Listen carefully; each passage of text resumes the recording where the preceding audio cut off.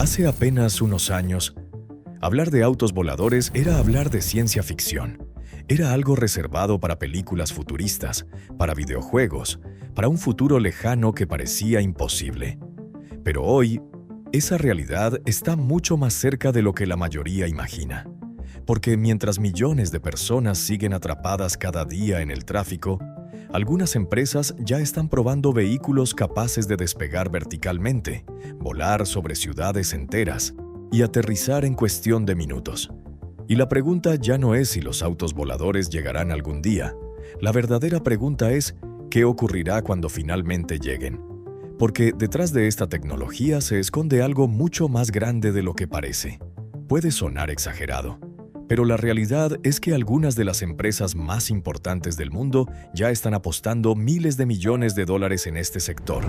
Compañías como Joby Aviation, Archer Aviation, EHang, Volocopter, Lilium y gigantes tecnológicos respaldados por inversores de Silicon Valley. Incluso organismos reguladores como la FAA en Estados Unidos y la Agencia Europea de Seguridad Aérea ya trabajan en normativas específicas para este tipo de vehículos. Es decir, esto ya no es una simple idea, es una industria real. Y al final de este video entenderás tres cosas: cómo funcionan realmente los llamados autos voladores, por qué algunas empresas creen que podrían cambiar el transporte urbano para siempre, y cuál es el enorme problema que todavía impide que los veamos sobre nuestras ciudades. El gran problema del mundo moderno. Cada día millones de personas pierden horas atrapadas en el tráfico, en ciudades como Nueva York, Ciudad de México, São Paulo, Londres, Madrid o Pekín. Los desplazamientos pueden convertirse en auténticas pesadillas, y mientras las ciudades siguen creciendo, las carreteras siguen siendo prácticamente las mismas. Construir nuevas vías es caro, lento y muchas veces imposible. Por eso algunas compañías comenzaron a hacerse una pregunta: ¿y si en lugar de construir más carreteras, utilizamos el espacio que siempre ha estado libre? El cielo. El nacimiento de los eVTOL. Aquí aparece un término que probablemente escucharás mucho durante los próximos años. eVTOL, siglas de Electric Vertical, Takeoff and Landing, vehículos eléctricos de despegue y aterrizaje vertical. En otras palabras, una mezcla entre helicóptero, dron y automóvil. La diferencia es enorme. Los helicópteros son caros, ruidosos y complejos de mantener. Los eVTOL intentan resolver esos problemas utilizando motores eléctricos más simples y eficientes. Pero existe un detalle que muy pocas personas conocen.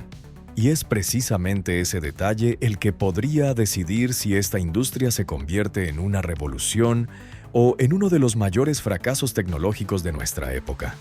Volveremos a ello en unos minutos.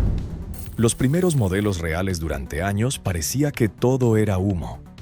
Animaciones, promesas, renderizados por ordenador. Pero eso empezó a cambiar. En China, la empresa EHang logró realizar vuelos autónomos con pasajeros reales. En Estados Unidos, Joby Aviation ha realizado miles de vuelos de prueba. Archer Aviation ha comenzado procesos de certificación para operaciones comerciales. Y en Europa, varias ciudades han iniciado proyectos piloto para estudiar futuras rutas aéreas urbanas. Por primera vez, los autos voladores dejaron de existir únicamente en presentaciones corporativas. Comenzaron a despegar de verdad. Imagina recorrer una distancia de 40 kilómetros. No en una hora, no en 40 minutos, sino en 10. Sin semáforos, sin atascos, sin accidentes de tráfico tradicionales. Esa es la visión que venden las empresas del sector. Una red aérea urbana capaz de transportar pasajeros de forma rápida y eficiente. Y sobre el papel, suena espectacular. Pero aquí aparece el gran obstáculo: la infraestructura. Porque construir el vehículo es solo una parte del desafío.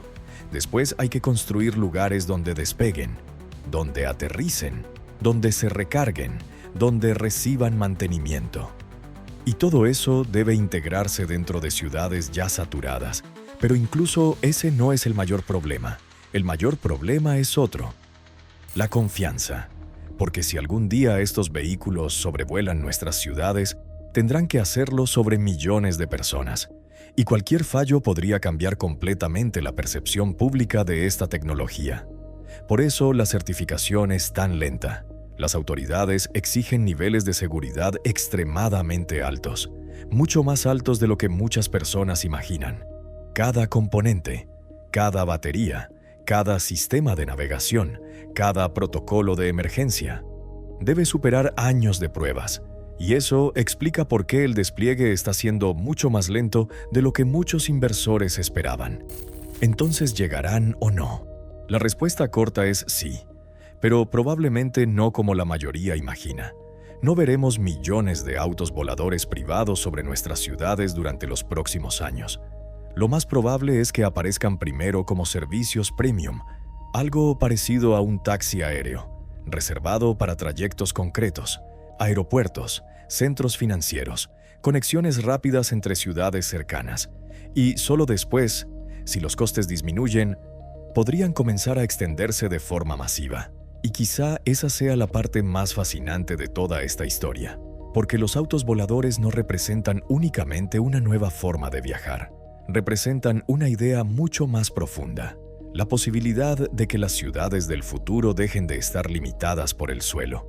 Durante más de un siglo hemos diseñado nuestras vidas alrededor de carreteras, calles, puentes y autopistas, pero por primera vez existe la posibilidad real de que una parte del transporte humano se traslade al cielo.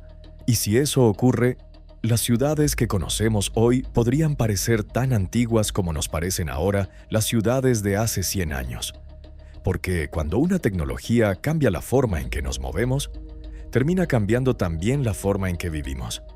Y si algo nos ha enseñado la historia, es que el futuro siempre llega mucho antes de lo que esperamos. Y cuando lo hace, ya es demasiado tarde para ignorarlo.